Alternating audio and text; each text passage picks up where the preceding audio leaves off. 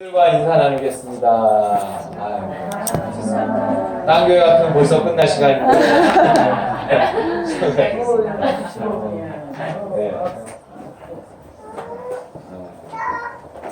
네, 혁준이 엄마 앉아있을만 해요? 네.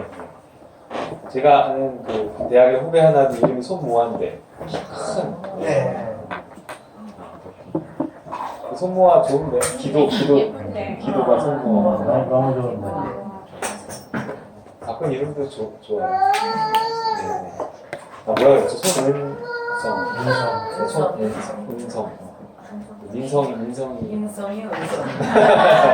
여기 민성이 여기 있어요. 다 좋습니다. 네, 우리 바울처럼 제목으로 말씀 나누고자 합니다. 사도행전은요, 그 사도들의 행전, 그런데도 상당 부분 사도 바울 한 사람한테 이 내용이 집중돼 있어요. 특히 오늘부터 나누게 될 이제 13장이 시작돼요. 우리 사도행전 쭉 하고 있잖아요, 계속. 근데 이 13장 이후의 이야기는 사도 바울의 전도 여행에 관한 이야기인데 마지막 장이 28장까지 무려 16장이나 이렇게 배정돼 있습니다. 바울은 최초의 이방인 중심 교회였던 그 안디옥 교회에서 선교사로 파송됐어요. 안디옥 교회 선교사를 파송해요. 바울과 바나바를. 그 선교사로 파송돼서 바울은 거의 10여 년 동안 3차에 걸쳐서 1만여 킬로미터를 다니며 복음을 전하고 교회를 세웠습니다. 그리고 성경상에서 그의 마지막 모습은 어떻게 볼 수 있냐면 이제 거의 사청에서 죄수의 신분이 되어 당시 세계의 중심이었던 그 로마에서 복음을 전하는 게 사도행전 이제 28장에 나온 그의 마지막 모습입니다. 죄인이 아닌데 감옥에 가두었어요? 그러니까 그래? 그럼 로마 시민권자인 나를 황제 앞에서 재판받게 해줘. 이러면서 풀려날 수도 있었는데 로마로 압송된 거예요. 이 압송되는 과정만 2년이 걸렸어요. 감옥에 갇혔어. 근데 그곳에서 뭐 예를 들면 이런 거예요. 감옥에 갇혔는데 그 안에서 전도가 너무 잘 돼. 그러니까 출소할 때가 됐는데 심지어 계속 있으면 죽을 수도 있는데도 그냥 저 여기 계속 있겠습니다. 이러는 거랑 같은 거예요. 그럴 수 있겠어요? 저 군대에서 교회 일을 많이 했거든요. 제대하는데 간부 사모님들이 바리바리 선물을 챙겨주시고 제가 제대하는 걸 무척 아쉬워하셨어요.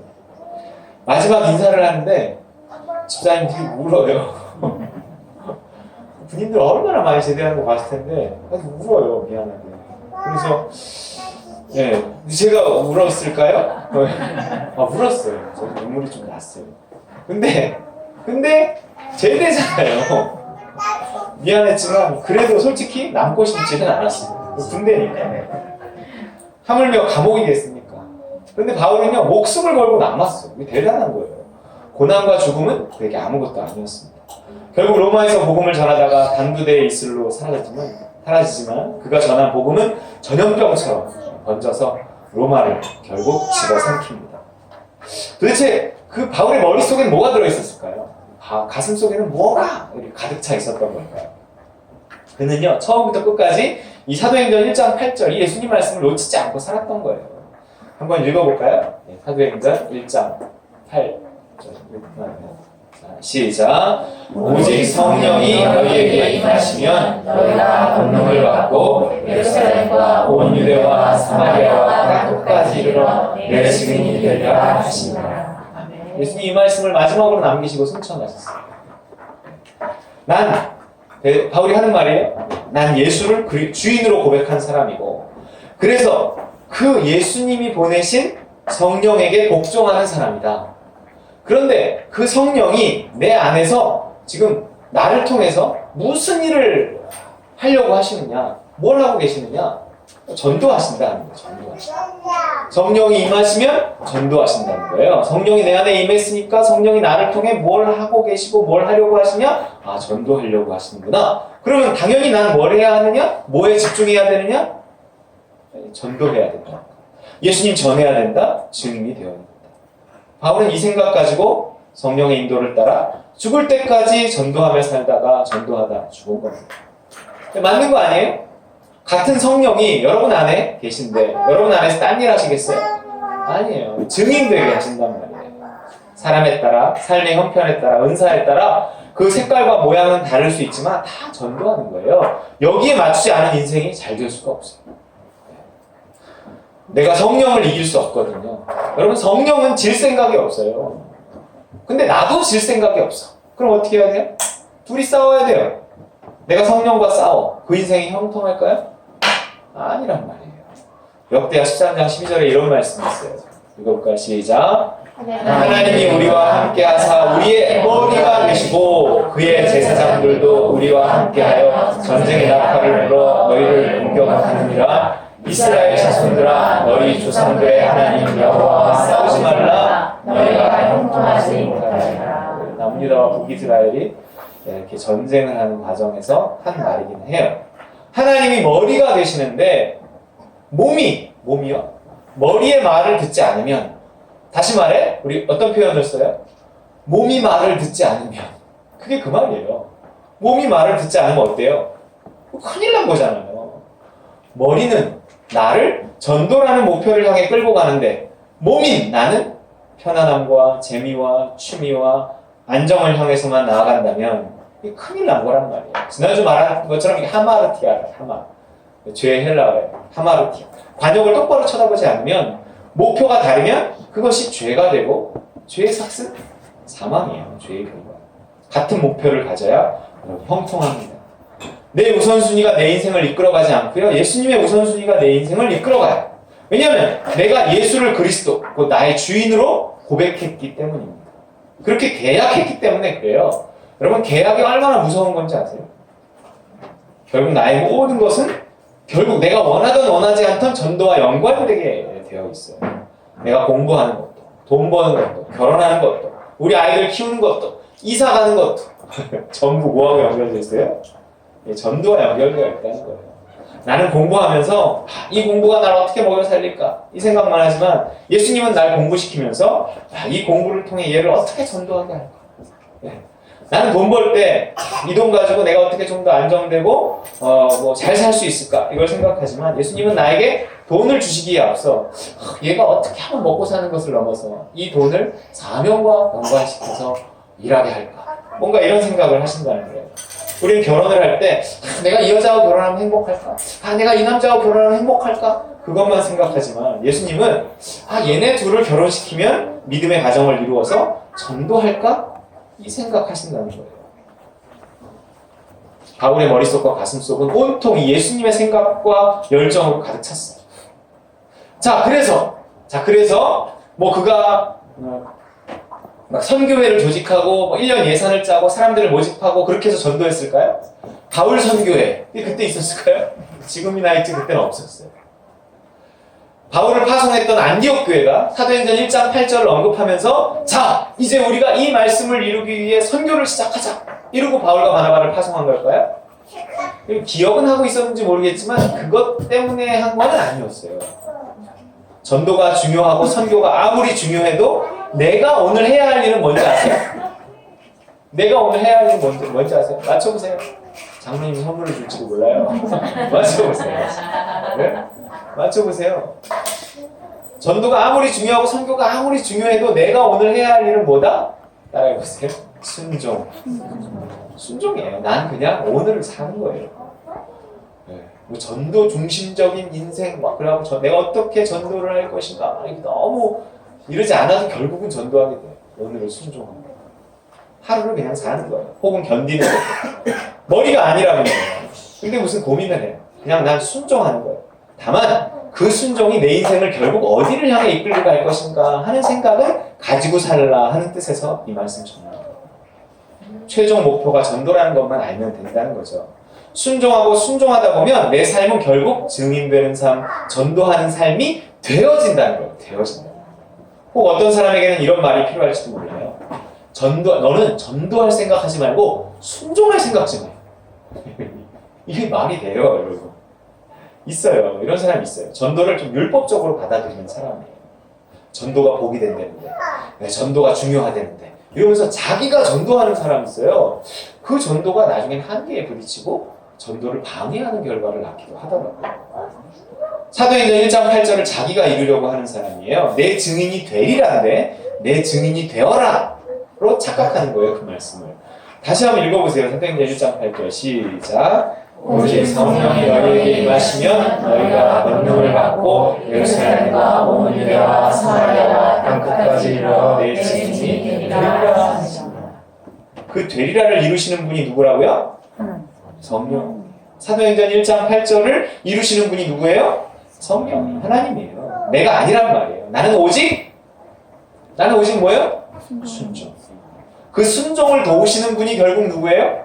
성령이에요. 성령이 임하시면 내가 권능을 받고 순종하라. 근데 그 순종과 순종이 결국 나로 하여금 증인되는 삶을 살게 하신다는 거죠. 예수 믿는 내 삶이 어디로 향하는지만 알고 성령을 의지해서 순종하기만 하면 내 삶은 전도하는 삶이 된다는 겁니다. 아유, 내가 뭘 알아야 전도하지? 아니에요. 알아야 전도하는 것도 아니고, 오래 교회를 다녀야 전도하는 것도 아니고, 그냥 성령을 따라 믿음으로 살면, 성령이 내 안에 오셔서 나에게 믿음을 주신단 말이에요. 난 그 믿음을 따라서 순종하고, 선택하고, 그럼 결국 나는 전도하게 된다, 그 얘기예요. 그래서 사도행전을 다른 말로 성령행전이라고 하는 거예요. 사도행전을 보면 전도를 누가 하는지가 확실히 보여요. 성령이 사람을 통해 하세요. 성령이 전도를 중심으로 교회와 성도들의 삶을 이끌어가세요. 거기에 순종해서 쓰임받는 교회와 성도들의 이야기를 적은 것이 사도행전이에요. 사도행전을 배우면서도 성령이 내 삶을 이끌어가야 된다 하는 사실을 발견하지 못하고 내 인생이 결국 전도하는 인생이 되어야 되는구나 이 사실을 깨닫지 못하면 헛공부한 거예요. 헛설교 들은 거예요. 말씀을 들었으나 복을 받지는 못한 거예요. 이걸 모르면. 오늘 사도 바울이 1차 전도 여행이 시작됩니다. 성령이 교회를, 바울을 어떻게 이끌어가는지 한번 보시라는 거예요. 바울이 전도하면서 이번엔 1차야, 다음에 2차 갈 거야. 우리 성지순례 1차, 성지순례 2차 이런 것처럼 그 바울이 한 얘기는 아니었어요. 나중에 붙인 거지. 어쨌든 우리가 보통 말하는 1, 2, 3차 전도 여행 중에 오늘 본문은 1차 전도 여행의 시작을 말해주고 있는 거예요. 자, 그 1차 전도 여행의 시작이 어떻게 됐는지, 누가 계획하고 누가 작전을 짜고 누가 했는지 한번 보세요. 1절부터 4절이에요. 시작. 안디옥 교회의 선지자들과 교사들이 있으니 곧 바나바와 니게르라는 시몬과 구레네 사람 루비오와 분봉왕 헤롯의 동생 마나엔과 및 사울이라. 주를 섬겨 금식할 때 성령이 이르시되 내가 불러 시키는 일을 위하여 바나바와 사울을 따로 세우라 하시니 이에 금식하며 기도하고 두 사람에게 안수하여 보내니라. 두 사람이 성령의 보내심을 받아 시리아에 내려가 거기서 배 타고 그로에 가서 그랬어요. 바울과 바나바가 최초의 선교사로 안디옥 교회의 파송을 받아 전도를 떠나요. 파송한 것도 안디옥 교회고 간 것도 바울과 바나바라는 사람이었지만 그 교회를 움직이고 그 사람을 움직인 게 누구인지 보세요. 누구예요? 여기 나오잖아요. 성령이에요. 성령이 이르시되 성령의 보내심을 받아. 그런데 그들이 성령이 그렇게 명령하신다는 걸 어떻게 알았을까요? 성령이 보내신다는 걸 어떻게 알아요? 성령이 회의하는데 이렇게 딱 옆에 와서 앉아있는 거예요? 예수님이 앉아있었어요? 아니었단 말이에요. 근데 성령의 보내심을 받고 성령의 말씀을 들었어요. 어떻게 해요? 잘 몰라요. 잘 모르지만 방법은 잘 모르지만 분위기상 이랬던 거예요. 그 교회의 지도자급에 있었던 사람들이 여기 위에 5명 나오잖아요. 그 사람들이 이제 함께 금식하며 하나님의 뜻을 구하는 중에 그들의 마음속에 이렇게 믿음이 온 거예요. 누구 한 사람이 말했을 수도 있어요. 그리고 모두가 동의했을 수도 있고 모두에게 공통적으로 그 마음이 왔을 수도 있어요. 직접 웅웅웅 하는 무슨 하나님의 음성이 들렸던 건 그들이 금식하며 기도하는데 우리가 나에게 하나님 주시는 마음이 우리 중에 두 사람이 이방인 선교를 위해 떠나야 되는 게 아닌가 이런 마음을 하나님 주신다. 그 옆에 있는 사람이 나도 그런 마음이 듭니다. 그럼 누가 가야 되겠는가? 제가 가야 될 것 같습니다. 어제도 누가 순교를 하겠는가? 그러는데 손을 들잖아. 제가. 네, 그 자청한 사람만이 끝까지 찬송하며 죽더라고요. 그 교회 담임 목사가 따로 있지 않았어요. 우리는 어떤 교회, 그러면 그 교회 담임 목사가 지금 누구지? 이렇게를 물어요. 근데 초대교회는 담임 목사를 그렇게 중요하게 생각하지 않았던 것 같아요. 목회자 한 사람에게 모든 힘이 쏠려있고 그러지 않았다는 거죠. 리더 그룹 아니면 교인 전체가 기도하면서 성령의 인도를 받았던 거예요. 우리 식으로 말하자면 성령이 담임 목사라니까요. 나만 바라보고 있지 말라는 거예요. 우리의 모든 시선은 오직 예수님을 향해야만 합니다. 저도 여러분도 다 같이 예수님만 보는 거예요. 그러면서 그 빛 대신 예수님으로부터 오는 그 영광의 광채 속에서 예수님은 빛이잖아요. 빛이 비치면 보여요. 어떻게 해야 되는지가 보인단 말이에요. 하나님의 뜻을 밝히 보고 함께 제안하고 누구라도 제안할 수 있어. 우리 몇 명이나 된다고. 제안하고 함께 기도하면서 하나님의 뜻을 분별해 가는 거죠. 그러면서 또 순종해 가는 거예요. 그게 교회예요. 그런데 또 이렇게 말하면요, 잘못하면 이렇게 말하면 어떻게 이렇게 조금 허점이 생기느냐, 이 허점 때문에 자꾸 또 한 사람 중심으로 교회가 되기도 하는데 어떤 허점이 생기냐면 그냥 리드하기 좋아하는 사람에 의해서 교회가 끌려갈 수 있다는 거예요. 왜냐하면 성령의 인도하심을 따라 합시다 이러면 성령이 보이질 않아요. 성령의 음성이 직접 들리는 것도 아니에요. 이러니까 그냥 뭔가 좀 이렇게 센 사람 혹은 주장하기 좋아하는 사람이 그 교회를 이끌어갈 수 있다는 거예요. 따르는 사람들도 뭐 잘 모르니까 뭐 저게 하나님의 뜻일 수도 있으니까 그리고 긴가민가 하면서 그냥 따라가는 겁니다. 이거를 조심해야 되는 거예요. 네, 조심해야 돼요. 교회가 성령의 인도하심을 받는다고 하는데 성령은 보이지도 않고 직접 들리지도 않으니까 불확실하니까 자꾸 왕 한 사람을 세워갖고 그 사람의 말을 들으려고 하는 거예요. 그게 이스라엘의 모습이었단 말이에요. 네. 내가 왕이 되어야 되는데 너희들 굳이 왕이 필요하냐? 이게 하나님의 의견이었어요. 근데 오늘날 교회에 자꾸 그렇게 가버려요. 하나님의 뜻을 성령의 음성을 듣는다 그러는데 이게 어려우니까 그냥 뭐 담임 목사님 한 사람, 뭐 수석 장로님 한 사람, 뭐 이분들의 의견이 곧 하나님의 음성처럼 이렇게 되어버리고 그렇게 교회가 이끌림을 받는단 말이에요. 이 캐톨릭 같으면 뭐 교황 뭐 이런 게 보이잖아요, 들리잖아요, 확실하잖아요. 근데 그게 아니라는 거예요. 그래서 그 리더가 잘못되면 어떻게 해요? 큰일 난다. 그래서 예수님이 이 현상에 대해서 비유로 경고하셨다고요. 뭐라고 해요? 소경이 소경을 인도하면 둘 다 부정에 빠지리라 그랬어요. 그러니까 같이 해야 돼요. 같이 분별하고 같이 협력해서 순종해야 돼요. 보세요. 바울과 바나바까지 있었던 교회에 의사결정을 누가 하는지 한번 보세요. 그 다음 빨간 글씨만 시작. 바나바와 니게르라 하는 시몬과 구레네 사람 루기오와 분봉왕 헤롯의 젖동생 마나엘과 및 사울이라 주를 섬겨 금식할 때 성령이 이르시되. 네. 같이 하나님의 뜻을 찾아가는 겁니다. 하지만 단순히 같이 결정했다고 하나님의 뜻은 아니에요. 같이 결정했다고 하나님의 뜻은 아니에요. 우리 민주주의를 말하는 게 아니에요. 다수의 욕심을 따랐다고 선이? 라고 할 수는 없어요. 물론 한 사람의 욕심을 따르는 건 더더욱 악이고 같이 하나님의 뜻을 분별하는 거예요. 이것이 교회의 의사결정 방법입니다. 그래서 우리 그리스도의 교회는 가장 중요한 회의 기구가 당회가 아니에요. 사실 우리 그리스도의 교회는 당회가 없어요. 그 당회는 몇 명 이상 뭐 이렇게 대학 구성되고 뭐 장로교회는 이런 게 있더라고요. 우리 그리스도의 교회는 당회보다는 공동회, 전체가 결정해요. 근데 이제 우리 교회 정도만 해도 전체가 결정할 수 있는데 점점 커지면 어쩔 수 없이 그 대표자들이 생겨서 국회의원처럼 그 대표자들에 의해 결정되긴 해야 되겠지만 어쨌든 같이 결정하는 게 중요하다는 거예요. 가정도 마찬가지고요. 하나님께 묻는 거예요. 네, 성령의 인도를 받는 거예요. 함께 분별하는 겁니다. 이 분별이라는 건 분명히 내가 죽는 게 포함되는 거예요. 왜냐하면 죽지 않으면 반드시 내 욕심이 개입되기 때문에 그래요. 예수님이 뭐라고 하셨어요? 자기를 부인하고 자기 십자가를 지고 나를 따를 것입니다. 그랬어요. 하지만 내가 잘 죽지를 않아요. 그래서 하나님의 뜻을 분별하기란 어려울 때가 많아요. 내가 죽지 않으면 잘 분별이 안 되거든요. 하나님은 인격적이어서 내가 시퍼렇게 살아있는데 나의 뜻은 이거야! 그럼 알려주고 나랑 싸움으로 잘 이르지 않았어요.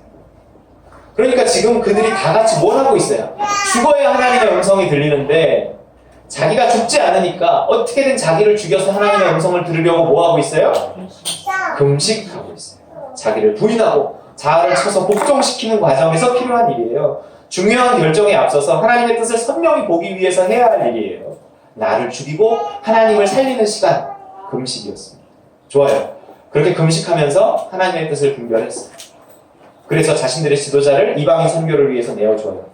그런데 분별하는데도 금식하며 기도했지만 분별한 그 일을 실행할 때는 어땠을까요? 하나님의 뜻을 이거야? 좋아. 그러면 우리가 한번 해보자. 그리고 으쌰으쌰 해서 자기들이 하는 걸까요? 그것도 아니에요. 실행하는데도 금식하면서 기도한단 말이에요. 3절에 뭐라 그래요? 넘겨서 시작. 이에 금식하며 기도하고 두 사람에게 안수하여 보내니라. 분별하는데도 금식하며 기도했고, 분별한 그 일을 실행하는데도 하나님이 이 하나님의 뜻을 하나님의 힘으로 할 수 있게 도와주옵소서 하며 금식하며 기도했다는 거예요. 누구도 복종이 쉽지 않아요. 하나님의 뜻을 깨닫기도 어렵고 순종하기 더더욱 어렵습니다. 그러니까 금식하면서 분별하고 금식하면서 복종했어요. 복종이 쉽다면, 분별이 쉽다면 바울도 이런 말을 하지 않았을 거예요. 뭐라 그래요? 바울이 고린도전서에서 시작. 내가 내 몸을 복종하게 함은 내가 남에게 전파한 후에 자신이 버림을 당할까 두려워하노라. 복종하지 않으면 버림당할 수 있어요. 금식이 몸을 치는 것이 뭐예요? 배부르고 등 따시면 금방 자아가 살아나는 걸 알기 때문에 그걸 두려워하는 거예요. 지금 편한 삶이 처음에는 감사하지만 조금 지나면 당연해지고요. 좀 더 지나면 그 이상을 바라게 돼요. 인간의 욕심입니다. 편하고 불편한 건 너머에 계신 하나님만 봐야 되는데 보이는 것에 속아서 보이지 않는 하나님을 잊어버려요. 그러면 조금 지나면 묻는 것조차 낯설어져요. 묻는 게 뭔지 계속 물어야 되는데 묻고 순종하고 해야 되는데 이게 조금만 무뎌지면 묻는 것조차 잊어버려요. 그래서 때론 그 몸을 쳐서라도 복종시켜야 하는 겁니다. 영적인 감각이 떨어지면 결국 지옥 가는 거예요. 성령과 동행하지 않으면 결국 버림받아요. 나는 결코 지옥 갈 일이 없다고요? 그건 성경을 몰라서 하는 거예요. 우리는 이미 라는 것도 있지만 또 뭐가 있다고요? 아직 있단 말이에요.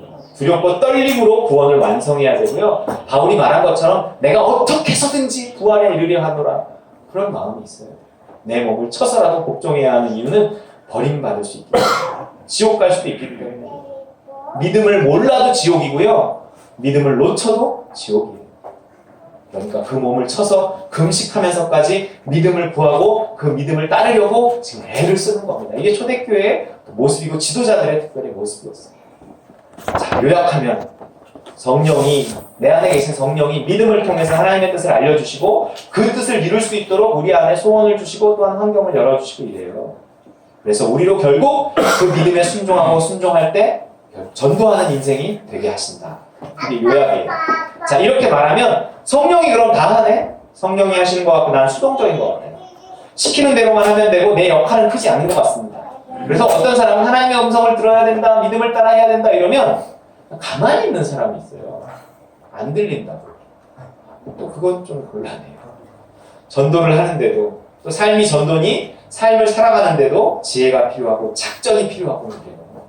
좀 전에 말한 것처럼 함께 분별도 하고 도움도 구해야 되지만 또 각자의 은사를 따라서 회의도 하고 아이디어도 모으고 어떤 일에도 최선을 다해서 뭔가를 우리가 할 필요가 있다는 거예요.